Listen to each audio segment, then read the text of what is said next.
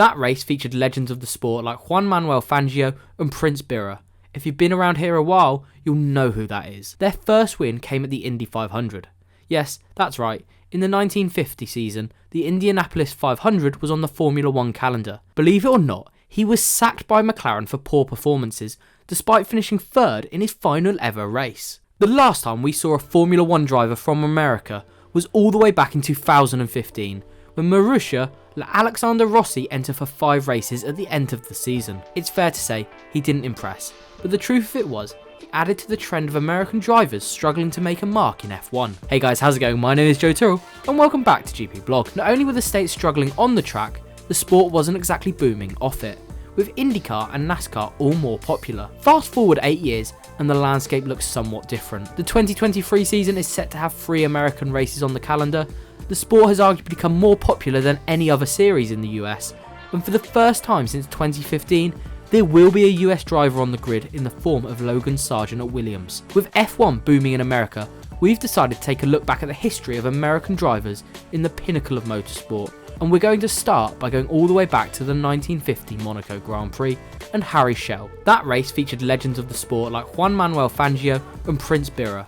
If you've been around here a while, you'll know who that is. Thailand now, and we've seen Alex Albon flying the flag for the last 2 years. But he's one of only 2 drivers to race under the Thai flag. The other is Birabongse Bunadej. Apologies if I butchered that pronunciation. If you thought Max was dominant last year, then Fangio was absolutely ridiculous. He won that race by over a lap back then, but we are here to talk about Americans, and Schell actually ended up retiring. Their first win came at the Indy 500. Yes, that's right, in the 1950 season, the Indianapolis 500 was on the Formula 1 calendar, but unsurprisingly, it only attracted Americans, so they actually won, with Johnny Parsons winning the race. It took until 1961 for an American to win a world championship, when Phil Hill scooped the top prize that season. With a grand total of 34 points, he won the title by just 1 from his teammate Wolfgang von Trips, who was actually killed at the penultimate race in Italy. The season finale being in the United States, Ferrari chose not to travel due to both titles already being won, denying Hill the chance to race at Watkins Glen that season. Several American drivers actually chose to only race the season finale. Probably the biggest name in American F1 history, and maybe American motorsport history in general, is Mario Andretti, and he won their second and most recent Formula 1 World Championship in 1978.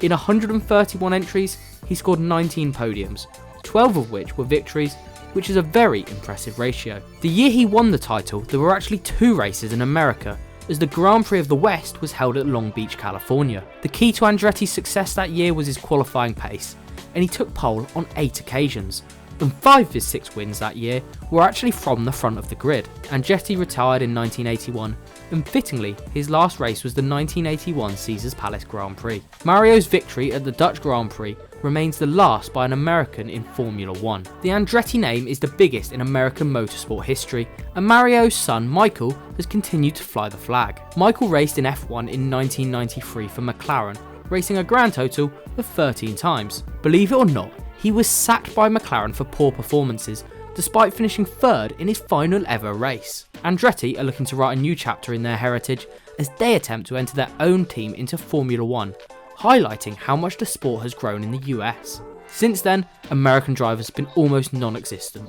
In fact, US participation has been so low, Alexander Rossi and Scott Speed, who you'd be forgiven if you'd never heard of, are the only 2 US drivers since Andretti Jr. But now, with Logan Sargeant and up-and-coming stars such as Jack Crawford, all of a sudden F1 seems like much more of an attractive proposition. The factors are accessibility, drive to survive, and exposure.